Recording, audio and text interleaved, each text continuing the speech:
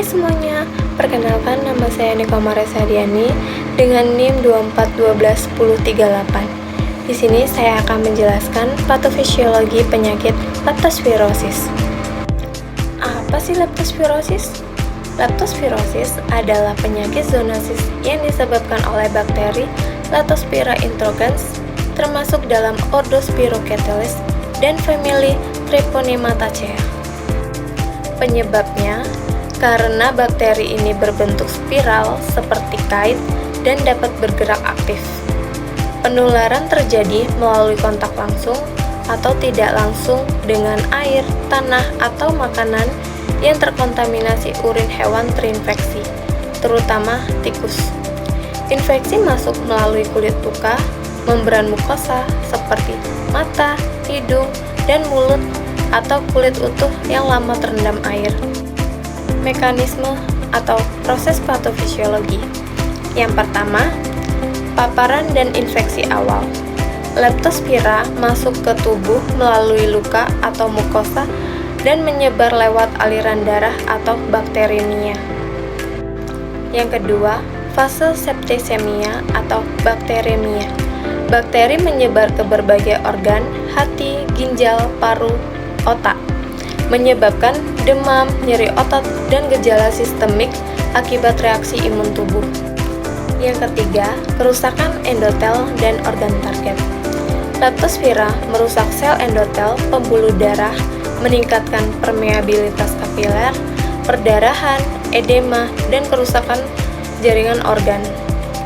Organ paling sering terkena yaitu ginjal, nefritis interstisial, hati, nekrosis sentriobular, paru, perdarahan vaskular, dan otot, nekrosis vokal.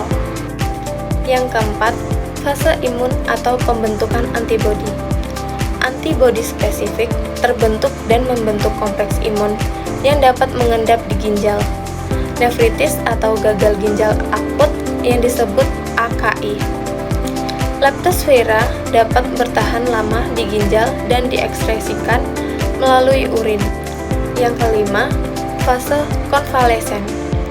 Pemulihan fungsi organ terjadi setelah minggu kedua hingga minggu keempat. Pada beberapa kasus, uveitis kronis atau infeksi ginjal persisten dapat terjadi. Dampak atau komplikasi utama.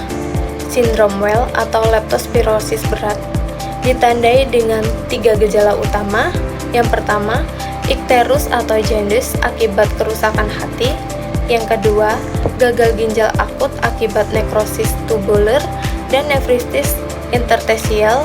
Yang ketiga, perdarahan luas, terutama hemoragi paru yang dapat menyebabkan gagal nafas. Komplikasi lain seperti gagal hati dan ginjal kronis, uveitis kronis atau berulang, sepsis berat, dan kematian pada kasus dengan sindrom hemoragi paru. Kaitan aspek gizi dengan leptospirosis. Yang pertama, status gizi yang buruk atau malnutrisi, terutama kekurangan protein, vitamin, dan mineral penting dapat menurunkan daya tahan tubuh. Yang kedua, vitamin A, menjaga integritas sel epitel termasuk lapisan kulit dan mukosa yang menjadi penghalang masuknya bakteri. Yang ketiga, pada penderita leptospirosis, demam tinggi, mual, dan muntah dapat menyebabkan penurunan nafsu makan dan dehidrasi sehingga asupan energi dan cairan menurun. Yang keempat, aspek gizi lingkungan turut berperan. Kurangnya akses terhadap air bersih dan makanan yang tidak higienis meningkatkan risiko penularan penyakit. Yang kelima, sanitasi dan pola makan sehat merupakan bagian penting dari upaya pencegahan leptospirosis.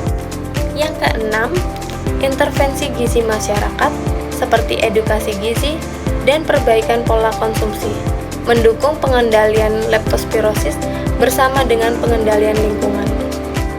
Kesimpulannya, leptospirosis adalah penyakit zoonosis akibat infeksi bakteri Leptospira introgans yang menular melalui air atau tanah terkontaminasi urin hewan, terutama tikus.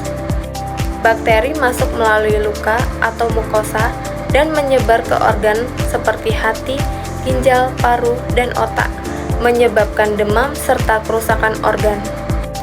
Pada kasus berat atau sindrom Well, dapat terjadi ikterus, gagal ginjal, dan perdarahan yang berakibat fatal. Status gizi yang buruk, terutama kekurangan protein dan vitamin A, menurunkan daya tahan tubuh dan memperburuk kondisi penderita. Sementara, gejala seperti demam dan mual dapat menyebabkan penurunan asupan gizi dan dehidrasi. Sekian penjelasan dari saya. Terima kasih. Bye.